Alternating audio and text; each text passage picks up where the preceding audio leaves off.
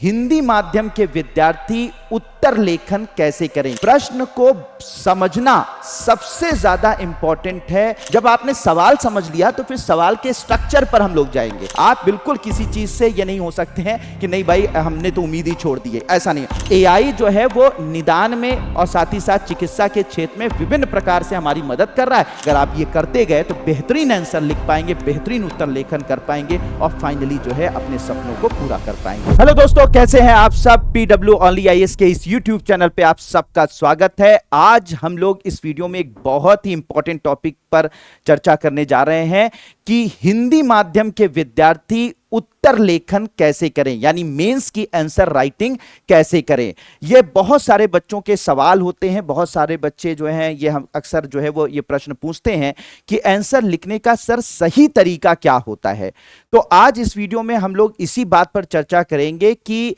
कौन कौन सी बातों का हमें ध्यान रखना होता है मेंस की आंसर राइटिंग करने में, यानी कि जो मुख्य परीक्षा के जो प्रश्न होते हैं उन्हें सॉल्व करने में हमें क्या क्या ध्यान देना है, कौन कौन सी चीजें हमें पहले लिखनी है, कौन सी बीच में लिखनी है और किस तरीके से उन्हें कंक्लूड करना है। ये सारी चीजें इस वीडियो में मैं पूरी डिटेल में यहाँ पर चर्चा करूंगा। साथ ही साथ मैं एक प्रश्न लूंगा लास्ट में और उस प्रश्न का पूरा जो है वो एक मॉडल आंसर देने की कोशिश करूंगा। तो पहले मैं सारी चीजें आपको बताऊंगा कि इस में हम लोग जब मेंस का आंसर राइटिंग करेंगे तो उस मेंस की आंसर राइटिंग में हमें क्या क्या बातों का ख्याल रखना है और फिर उसके बाद एक मॉडल आंसर मैं आपको दूंगा यहां पर कि एक प्रश्न का असल में उत्तर किस प्रकार लिखा जाता है।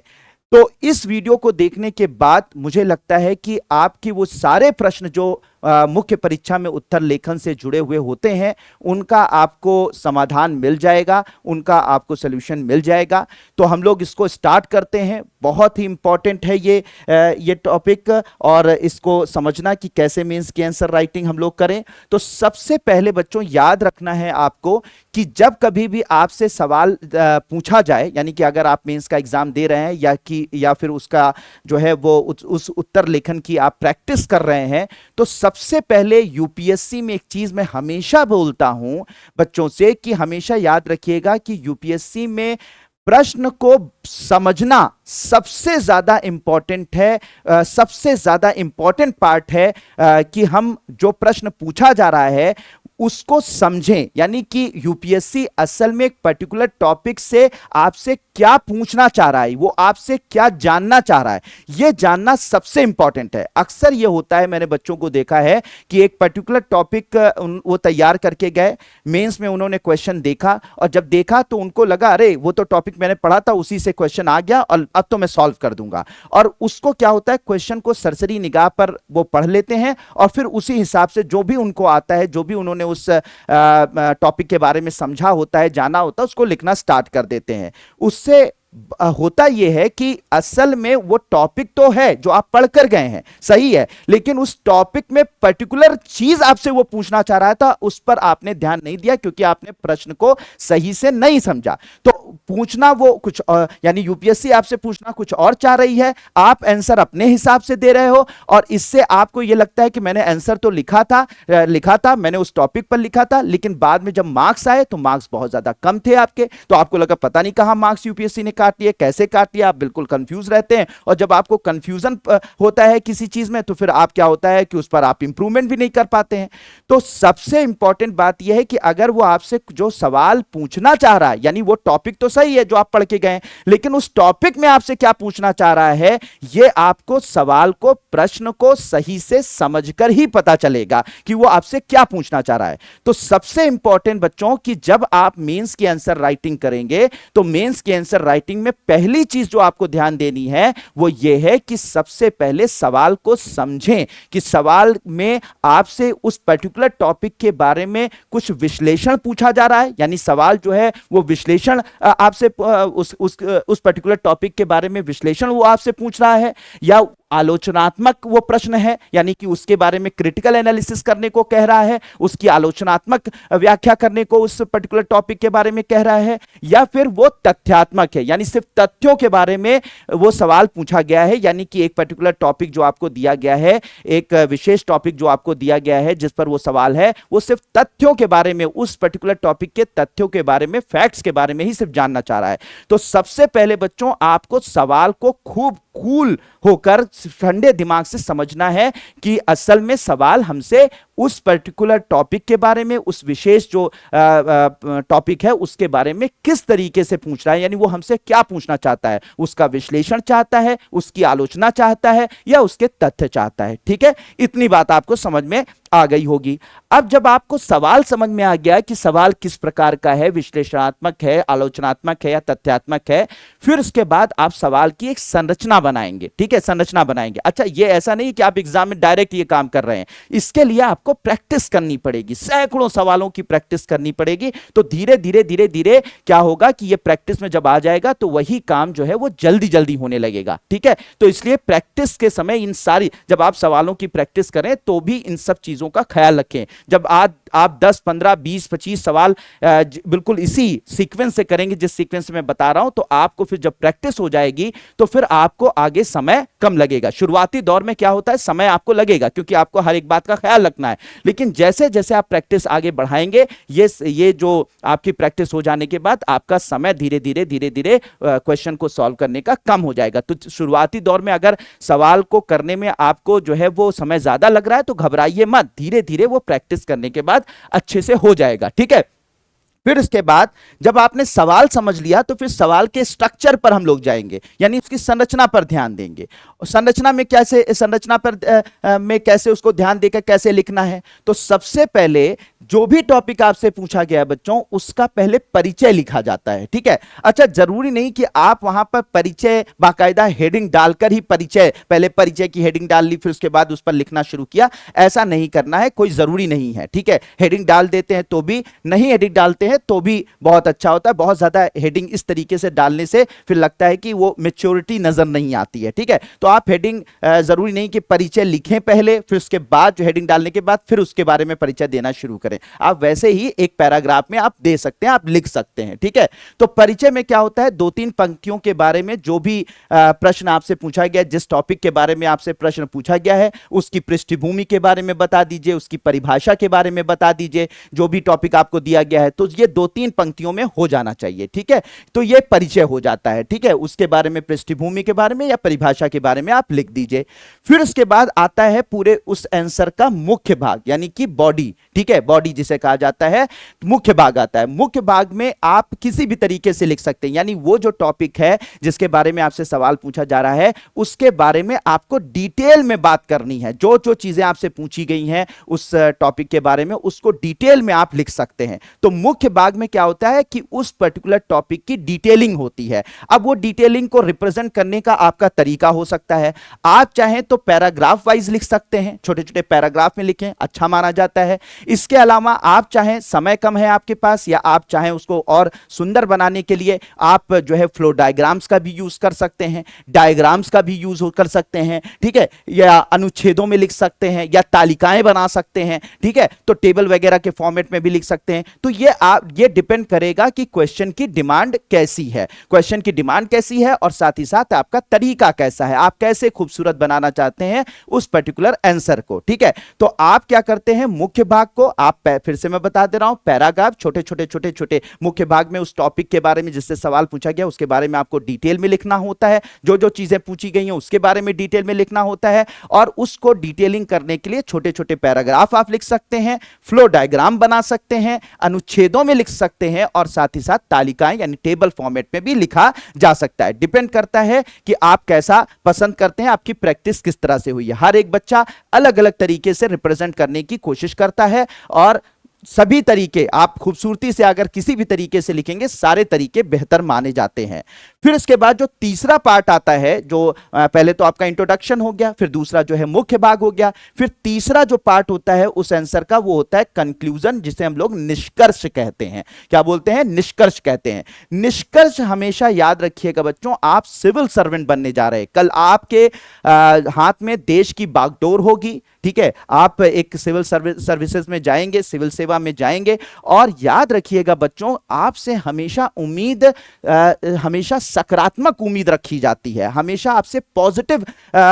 पॉजिटिविटी की उम्मीद रखी जाती है, आपको हमेशा जैसे दूरदृष्टि वाला व्यक्ति की उम्मीद रखी जाती है कि हम जो भी यूपीएससी जब आपसे सवाल पूछता है तो चाहे वो आपसे तथ्यात्मक सवाल पूछे, चाहे आपसे विश्लेषण पूछे, चाहे वो आपसे आलोचनात्मक पूछे, हमेशा वो आपसे उम्मीद ये करता है कि अगर वो आपसे आलोचनात्मक भी पूछे तो आप उस पर्टिकुलर इशू पर आलोचना तो करें, लेकिन लास्ट में आप एक उम्मीद की किरण लेकर जरूर जाएं कि नहीं ठीक है, ये चीजें खराब हैं, बुरी हैं, दिक्कतें हैं, फैक्ट हमारा सपोर्ट नहीं कर रहे हैं, डेटा हमारा सपोर्ट नहीं कर रहा है, लेकिन इसके बावजूद भी अगर हम इस तरीके की चीजें लें, ये स्टेप लें, तो फाइनली जो है हम इसमें बेहतर कर सकते हैं, उसमें सुधार कर सकते हैं और अपने भविष्य को बेहतर जो है वो उसका जो कह सकते हैं ना कि अपने भारत के भविष्य को, अपने देश के भविष्य को, या उस पर्टिकुलर चीज जिसके बारे में आपसे पूछा गया उसका जो भविष्य है, भविष्य में वो बेहतर करेगा या बेहतर उसका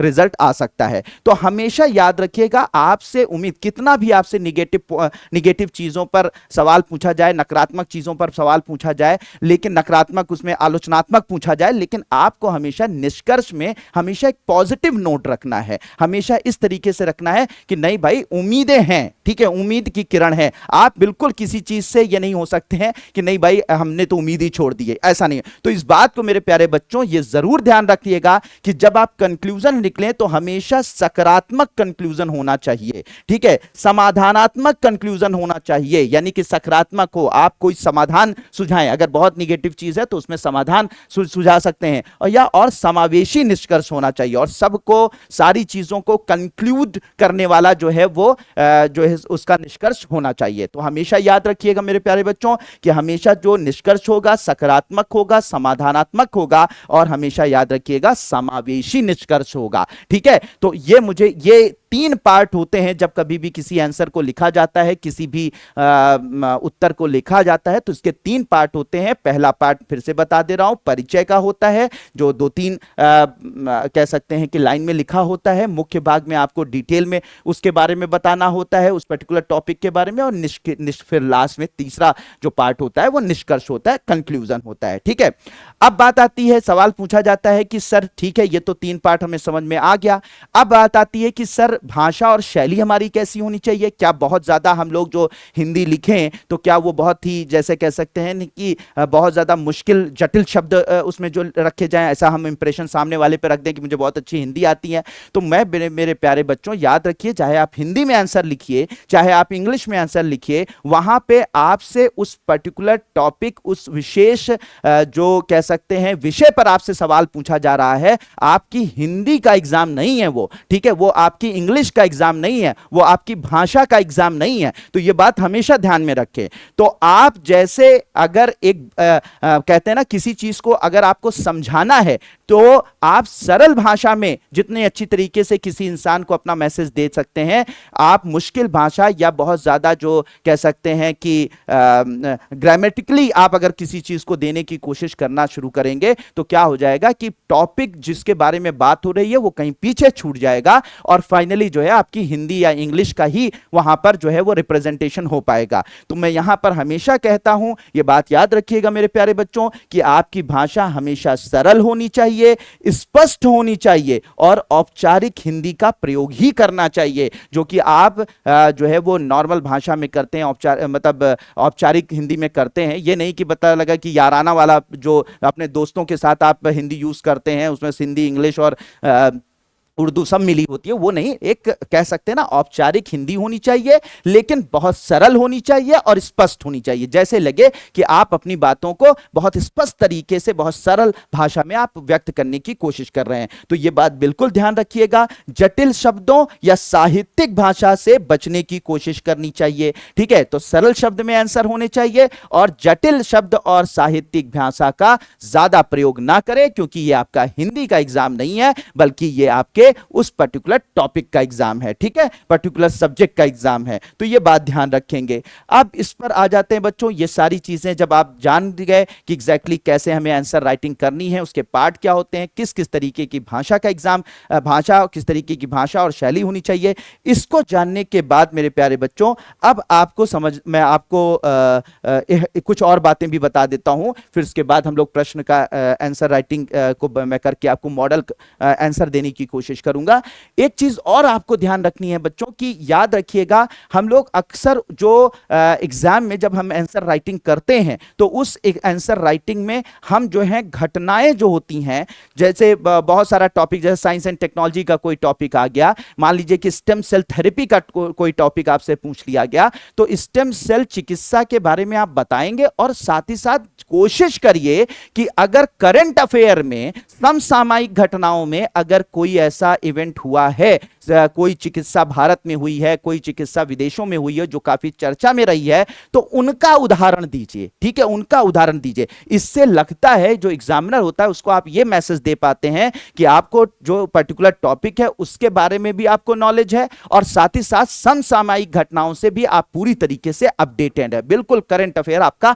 अपडेटेड है। तो हमेशा जो उदाहरण देंगे मेरे प्यारे बच्चों, वो समसामयिक घटनाओं से जुड़ा होगा, योजनाएं जो चल रही हैं भारत सरकार की, ठीक है, या अंतरराष्ट्रीय स्तर पर उनका उदाहरण देंगे। संविधान, जैसे आप पॉलिटी के टॉपिक को लिखते हैं तो संविधान और अनुच्छेदों को, कोई बात अगर आपको प्रूफ करनी है पॉलिटी के टॉपिक में, अगर राज व्यवस्था की जो का आंसर आप लिख रहे हैं, तो उसमें आप संविधान के अनुच्छेदों का उदाहरण दे देकर, मतलब कि वहां पर अगर कोई बात आप कह रहे हैं कि अगर हमें बोलने की आजादी है, तो बोलने की आजादी कहां से मिली है, उस अनुच्छेद को वहां पर कोट करिए। ठीक है, जिससे आप प्रूफ देखिए कि हम अपने मन से नहीं बोल रहे हैं, ये भारत का संविधान हमें ये आजादी देता है। ठीक है, तो वो अनुच्छेद वहां पर कोट कर दीजिए कि मैं ये बात कह रहा हूं, उसके सपोर्ट में ये अनुच्छेद वहां पर मौजूद है। ठीक है, इसके अलावा जो समितियां हैं आदि जो भी चीजें हैं उनका उल्लेख करना जरूरी है। तो लगे कि भाई पढ़ा लिखा इंसान बात कर रहा है। साइंस में आपने कोई किया तो समसामयिक घटनाओं का उदाहरण दे दिया, आपने पॉलिटी का टॉपिक लिखा तो आपने जो है वो अनुच्छेदों का उदाहरण दे दिया, आपने ज्योग्राफी के बारे में लिखा तो ज्योग्राफी में जो रिसेंट कोई चीजें चल रही हो वहां के जो भी चीजें हैं तो उसका आपने उदाहरण दे दिया। ठीक है, जो कोई भी अगर इश्यूज चल रहे हो तो उनका उसका उदाहरण दे दिया। तो ये सब चीजें आपको करनी पड़ेंगी। ठीक है, तो उदाहरण बहुत ही बेहतरीन होने चाहिए और हमेशा अपने ऐसे होने चाहिए जो आंसर को सपोर्ट करें। आंसर को क्या करें बच्चों, वो आंसर को सपोर्ट करें। ठीक है, ऐसा लगे कि आप अपनी मर्जी से वो बात नहीं कर रहे हैं, इसके पीछे फैक्ट्स हैं। ठीक है, इसके पीछे मेरे एग्जाम्पल हैं, तो वो आप प्रूव करिए। इसके अलावा नेक्स्ट क्या आपको ख्याल रखना है बच्चों, आपको समय प्रबंधन करना है। अच्छा, समय प्रबंधन की अगर मैं बात करूं तो वो एक दिन में नहीं आएगा। मैंने शुरू से बता दिया कि आप जब आंसर राइटिंग शुरू करेंगे तो आंसर राइटिंग में आपको ऐसा नहीं है कि समय प्रबंधन जो है एक ही दिन में हो जाएगा, एक ही दिन में जो है आप 12 मिनट में, 14 मिनट में, 15 मिनट में जो है वो आंसर लिख लेंगे, ऐसा नहीं होगा। पहला जब आप आंसर लिखना शुरू करेंगे तो हो सकता है एक क्वेश्चन पर आधे घंटे 45 मिनट का वक्त लग जाए। फिर धीरे धीरे जब प्रैक्टिस होगी तो आप एक पर्टिकुलर टाइम फ्रेम में जब आंसर लिखना शुरू कर देंगे तो फिर क्या होगा कि आपसे आंसर होने लगेगा। तो समय प्रबंधन का ख्याल रखें, लेकिन समय प्रबंधन आप बांट लीजिए कि इतने सवाल होते हैं, इतने घंटे हमें मिलते हैं, तो उसमें इतने मिनट मिलते हैं, तो एक सवाल के लिए इतने मिनट की जरूरत होती है। वो सब अच्छी बात है, लेकिन ये शुरुआती दौर में नहीं होगा। शुरुआती दौर में जब प्रैक्टिस आप शुरू करेंगे तो समय ज्यादा लगेगा, धीरे धीरे धीरे धीरे आप प्रैक्टिस करते करते हो जाएगा। Practice practice practice. मेंस की आंसर राइटिंग ऐसा नहीं है कि मैंने ये सारी चीजें आपको बता दी और सीधे जाकर इसका इंप्लीमेंटेशन आप जाकर सीधे मेंस के एग्जाम में करें। आपको पहले खूब सारी प्रैक्टिस, मतलब सैकड़ों सवालों के जब जवाब आप लिख जाएंगे तब आप उस स्पीड पर पहुंचेंगे जो स्पीड एग्जाम में चाहिए होती है। ठीक है बच्चों, फिर इसके अलावा हमेशा याद रखिएगा बच्चों, जो भी आपकी उत्तर पुस्तिका है उसमें हेडिंग और सब हेडिंग्स का ख्याल रखें, यानी हेडिंग्स और सब हेडिंग्स स्पष्ट रखें। कोई पर्टिकुलर टॉपिक के बारे में बता रहे हैं तो हेडिंग, उसकी जो सब हेडिंग्स हैं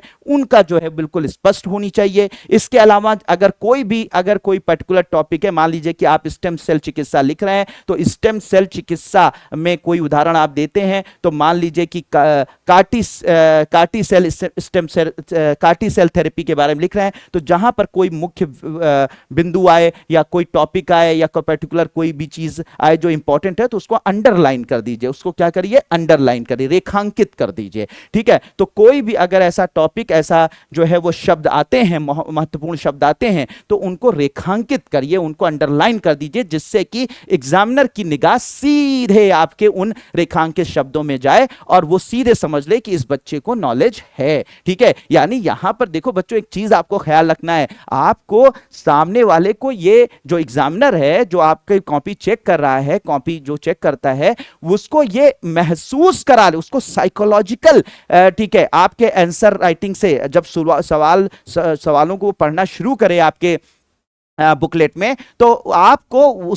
आपके पहले दूसरे क्वेश्चन को ही देखकर उसे समझ में आ जाए, एक तरीके से साइकोलॉजिकल इंपैक्ट उस पर पड़ जाए कि बच्चे को नॉलेज है, इसमें कोई दिक्कत नहीं। और ये बिल्कुल हम लोग देखो मानव है, जो आंसर को चेक करा है वो भी मानव है, और उस पर एक बार आपका पॉजिटिव इंप्रेशन पड़ गया, अगर आप उसको सकारात्मक अगर प्रभाव उसके उसमें उसके मानसिक उस पर डाल पाए आप, तो फाइनली जो है वो आपको आंसर उसी हिसाब से समझता है, उसी तरह से वो एवेलुएट करता है और फाइनली आपको अच्छे नंबर देकर जाता है। तो आपका जो उसका इंप्रेशन होना चाहिए, ठीक है, साइकोलॉजिकली इंप्रेशन जो होना चाहिए वो हमेशा पॉजिटिव होना चाहिए, सकारात्मक प्रभाव उसके दिमाग पर हमेशा सकारात्मक प्रभाव डालने की कोशिश करिए। ठीक है, और वो कैसे होगा, जब अंडरलाइन आपके क्या होंगे कि हेडिंग सब हेडिंग क्लियर होंगी, स्पष्ट आंसर होगा, अच्छी राइटिंग, लिखने का जो मैं बता रहा हूं, राइटिंग बढ़िया होनी चाहिए, थोड़ा बड़े बड़े शब्दों में बढ़िया लिखा होना चाहिए। ठीक है,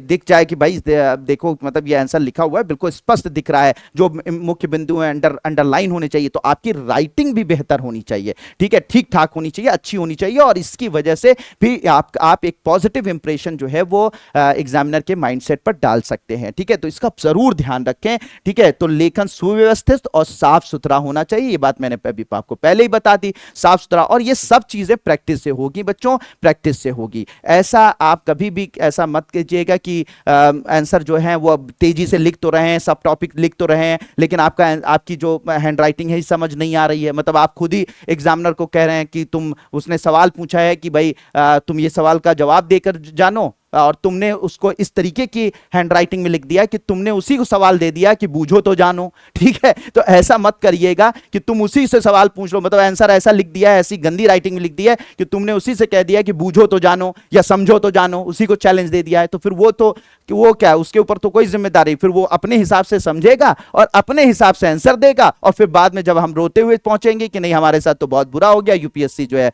हिंदी माध्यम के लिए बायस्ड है, तो ऐसा नहीं है, बायस्ड नहीं है। हम लोग कभी कभी जो है वो बहुत हल्के में चीजों को ले लेते हैं, तो बहुत ध्यान रखने की जरूरत है बच्चे। फिर से मैं बोलूंगा, ये सब चीजें प्रैक्टिस से ही आएंगी। ठीक है, इसके अलावा सर हम लोग एक सवाल हमेशा रहता है कि बच्चों का सवाल ये रहता है कि सर ये जो उत्तर लेखन का तरीका तो आपने बता दिया, सब कुछ ठीक है, लेकिन सर हम लोग प्रैक्टिस की शुरुआत कहां से करें, कहां से ये आंसर राइटिंग की शुरुआत करें। तो बेटा सबसे पहले मैं कहता हूं कि अगर बिल्कुल आप ब्लैंक हैं, जीरो हैं, ठीक है, कुछ नहीं, मतलब आपने कभी आंसर राइटिंग करी नहीं है, तो आप सबसे पहले तो शुरुआत जो है एनसीईआरटी ले लीजिए, नहीं प्रीवियस ईयर के जो है पीसीएस के पेपर ले लीजिए। मैं अभी यूपीएससी पे बात नहीं कर रहा हूं, मैं अगर आप बिल्कुल ब्लैंक है तो आप एनसीईआरटी के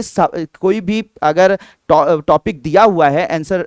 एनसीईआरटी का कोई भी सब्जेक्ट है और सब्जेक्ट के जो चैप्टर्स हैं उनके पीछे जो वो छोटे छोटे क्वेश्चंस होते हैं ना, 50 शब्दों वाले, 25 शब्दों वाले, 40 शब्दों वाले, पहले वहां से शुरुआत करिए, बिल्कुल परेशान मत होइए। अगर आप थोड़ा ठीक ठाक हैं तो आप पीसीएस के पेपर, खास करके यूपी पीसीएस के पेपर उठा लीजिए, ठीक है, बिहार पीसीएस के पेपर उठा लीजिए, उनके उस पर्टिकुलर सब्जेक्ट पर आंसर जो क्वेश्चंस पूछे गए हैं, प्रीवियस ईयर के क्वेश्चन पूछे गए हैं, पुराने जो समय में क्वेश्चन पूछे गए, उनको उनको लिखने की कोशिश करिए, और खास करके बहुत पुराना मत पहुंच जाइएगा, 5 साल या 10 साल मैक्सिमम, ठीक है, उतने सवालों के प्रीवियस ईयर के क्वेश्चन पेपर उठाकर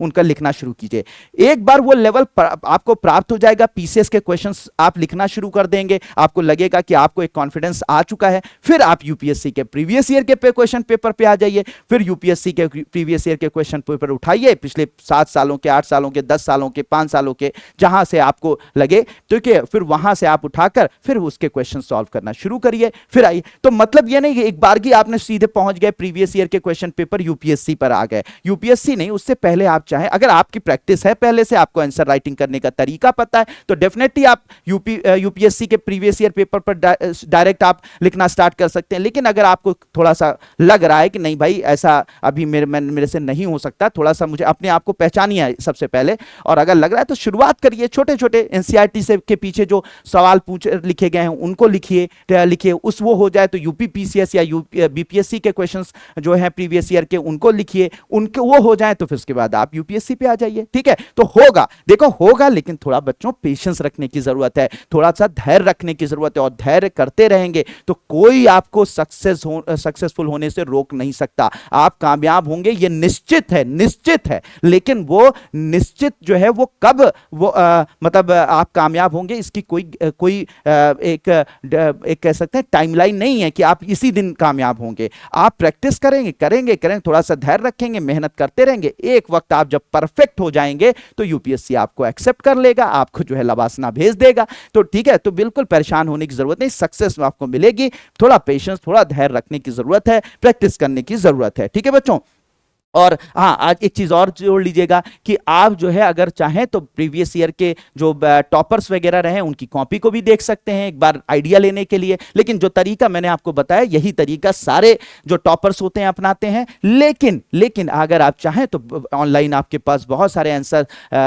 बच्चों की प्रीवियस ईयर में टॉप किया है उन्होंने, टॉपर्स की कॉपी अवेलेबल है, उसे देख सकते हैं, एक बार आपको उससे आइडिया मिल जाता है कि कैसे कैसे उन्होंने लिखा है, ठीक है, कौन कौन से तरीके अपनाए, जो तरीका आपको लगता है उसे आप अपना सकते हैं, उनसे कुछ सीख सकते हैं, ठीक है। तो ये सारी चीजें हैं। फिर अब हम लोग थोड़ा सा आंसर राइटिंग को, मतलब एक क्वेश्चन जो है प्रीवियस ईयर का क्वेश्चन है तो उसमें क्या क्या चीजें, कैसे एक मॉडल आंसर बनाया जा सकता है उसको हम लोग यहां पर देखते हैं। तो सवाल ये है, मैंने साइंस का ही सवाल उठाया है कि आर्टिफिशियल इंटेलिजेंस की अवधारणा का परिचय दें, ठीक है। एआई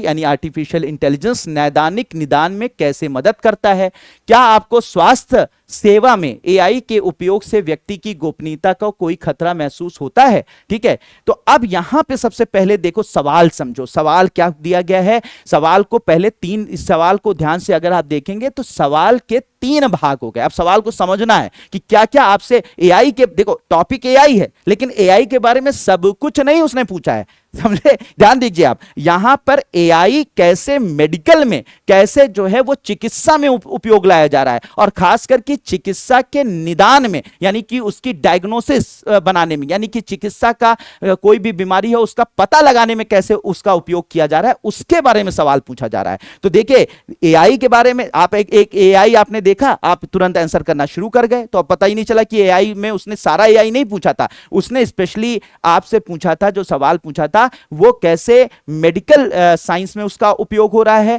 और साथ ही साथ मेडिकल साइंस में भी बीमारियों का पता लगाने के लिए, निदान के लिए किस तरह उपयोग में लाया जा रहा है। तो ये आपको समझना होगा, और ये समझेंगे तब जब आपको सवाल आप अच्छे से पढ़ेंगे। तो जब आपने सवाल बेटा अच्छे से पढ़ा ये सारी चीजें, तो पता चला कि सवाल के 3 भाग हैं। सबसे पहले क्वेश्चन पूछा जा रहा है कि आर्टिफिशियल इंटेलिजेंस की अवधारणा का परिचय क्या है, यानी आर्टिफिशियल इंटेलिजेंस है क्या। फिर उसके बाद दूसरा जो सवाल का पार्ट है उसमें पूछा जा रहा है कि एआई का नैदानिक निदान यानी कि क्लिनिकल डायग्नोसिस में किस तरह से उपयोग किया जा रहा है, और तीसरा भाग जो है वो स्वास्थ्य सेवा में एआई के उपयोग से गोपनीयता की चिंता, यानी कि किस तरीके से स्वास्थ्य सेवा में अगर हम एआई यूज करते हैं तो गोपनीयता क्या हमारी बची रहेगी, हमारी सीक्रेसी बची रहेगी कि नहीं बची रहेगी, क्या चिंता है, उसके बारे में आपसे इसमें पूछा गया है। तो ये आपको जब सवाल स्पष्ट हो गया तो आपको 3 पार्ट मिल गए सवाल के। अब इसी 3 पार्ट को आप सॉल्व कर दीजिए। अब उसके लिए जैसे आर्टिफिशियल इंटेलिजेंस की अवधारणा का परिचय आपने दे दिया, तो परिभाषा यानी वही इंट्रोडक्शन में आपने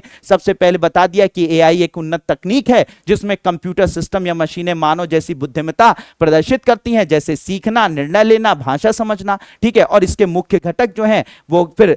ये तो परिभाषा हो गया, इंट्रोडक्शन में कर दिया। फिर उसके बाद आप मुख्य उस पर आ जाइए और फिर उसके बाद आपने आर्टिफिशियल इंटेलिजेंस में कौन कौन से घटक हैं उनके बारे में डिस्क्राइब करना शुरू कर दिया, जैसे मशीन लर्निंग है, डीप लर्निंग है, नेचुरल लैंग्वेज प्रोसेसिंग है, कंप्यूटर विजन है। चाहे तो आप एक एक लाइन इनके बारे में लिख भी सकते हैं, एक एक लाइन अगर समय आपके पास है और आपके जो शब्द हैं वो जो है वो आपके पास हैं तो आप थोड़ा तो एक एक लाइन में लिख भी सकते हैं। तो मुख्य उसमें जैसे कहते हैं ना मेन भाग जो है बॉडी के अंदर आप इसके बारे में एआई के जो मुख्य घटक हैं उनके बारे में लिख दीजिए। और इसको आप चाहें तो इस तरीके से जैसे मैंने यहां पर लिखा हुआ है इस तरह से भी लिख सकते हैं, और चाहें तो इसके मुख्य घटकों को, आर्टिफिशियल इंटेलिजेंस के मुख्य घटकों को आप फ्लो डायग्राम में भी लिख सकते हैं। जैसे यहां पे मैंने लिखा हुआ है machine learning, deep learning, NLP, chatbots, computer vision, image, तो इस तरीके से फ्लो डायग्राम में लिख सकते हैं। तो आपको चूज करना है कि आपको कौन सा तरीका बेहतर लगता है। सभी बच्चे अपने जिस चीज में कंफर्टेबल होते हैं उस तरीके को अपनाते हैं, ठीक है।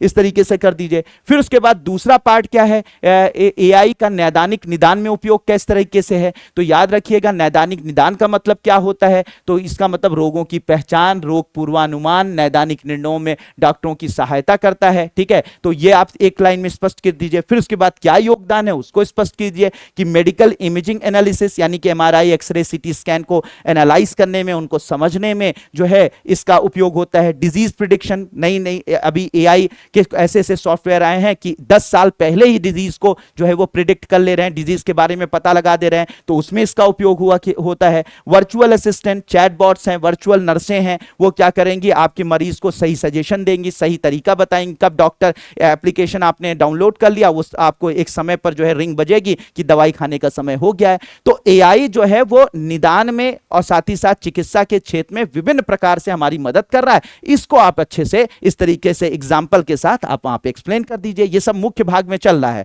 ठीक है। फिर इसके बाद आप क्या करेंगे, तीसरा जो इसके पार्ट पर चले जाइए कि क्या एआई गोपनीयता के लिए खतरा है, जो क्वेश्चन पूछा गया है। तो हाँ, कुछ प्रमुख चिंताएं हैं, जैसे डेटा गोपनीयता, मरीजों का मेडिकल डेटा लीक होने का खतरा है, डेटा बायस है, जो एल्गोरिथम है इसका वो पूर्वाग्रह से आ सकता है क्योंकि डेटा पर ही बेस्ड है, हम यूनिक टाइप के व्यक्ति हैं।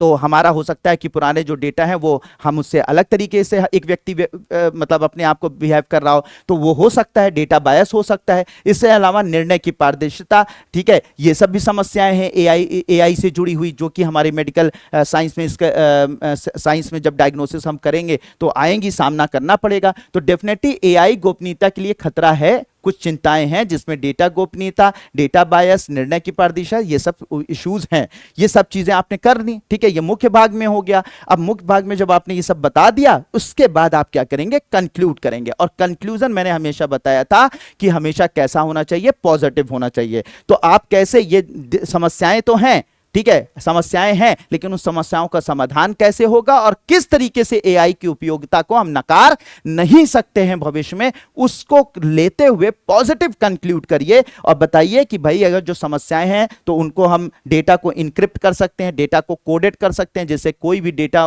किसी मरीज का ना पढ़ पाए। इसके अलावा उचित नियामक नीतियां बना सकते हैं, रेगुलेटरी जो है वो पॉलिसीज बना सकते हैं, जिससे कि किसी का डेटा को मिसयूज ना किया जा सके। इसके अलावा जो है एथिकल एआई दिशा निर्देशों का पालन किया जा सकता है कि एआई जब हॉस्पिटल्स में मरीजों के साथ यूज किया जाए तो ये ध्यान दे, ये इन बातों का ध्यान रखना होगा। और ऐसे जो है दिशा निर्देश आपको सरकार जो है देती है, इसका उल्लंघन करने पर आपको सजा हो सकती है, आपका मेडिकल जो सर्टिफिकेट है वो कैंसिल किया जा सकता है। इस तरीके से अगर हम स्टेप्स लें तो जहां पर गोपनीयता को यह खतरा है या किसी तरीके से एआई का जो है किसी भी हिसाब से हमारे जो है वो चिकित्सा के क्षेत्र में खतरा वो हो सकती है, उन सब चीजों को कम किया जा सकता है। और साथ ही साथ देखिए, एआई के बिना तो हम काम कर नहीं सकते। जैसे एआई हर जगह अब काम कर रहा है तो वो तो करना ही पड़ेगा, लेकिन हम अगर इन स्टेप्स का ख्याल रखें तो जो उसके निगेटिव इफेक्ट हैं, जो उसके नकारात्मक प्रभाव हैं उनको कम से कम किया जा सकता है। तो इस तरीके से आपने क्या किया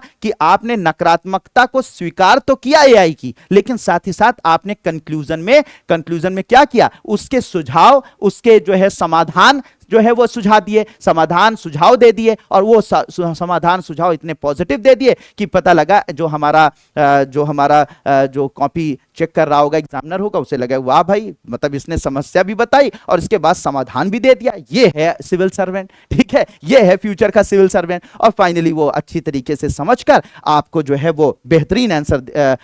मतलब बेहतरीन जो है मार्क्स देगा और फिर फाइनली जो है आपका सिलेक्शन हो जाएगा। तो उम्मीद करता हूं बच्चों, ये जो सारी चीजें मैंने आपको बताई ये आपके लिए बहुत ज्यादा सहयोग करेंगी, आपकी इस परीक्षा की तैयारी में आपकी बहुत ज्यादा हेल्प करने वाली हैं। और मुझे लगता है कि अगर आप ये करते गए तो बेहतरीन आंसर लिख पाएंगे, बेहतरीन उत्तर लेखन कर पाएंगे और फाइनली जो है अपने सपनों को पूरा कर पाएंगे। तो बच्चों, इन्हीं शब्दों के साथ इस पूरे वीडियो को मैं समाप्त करता हूं और thank you so much and may God bless you all.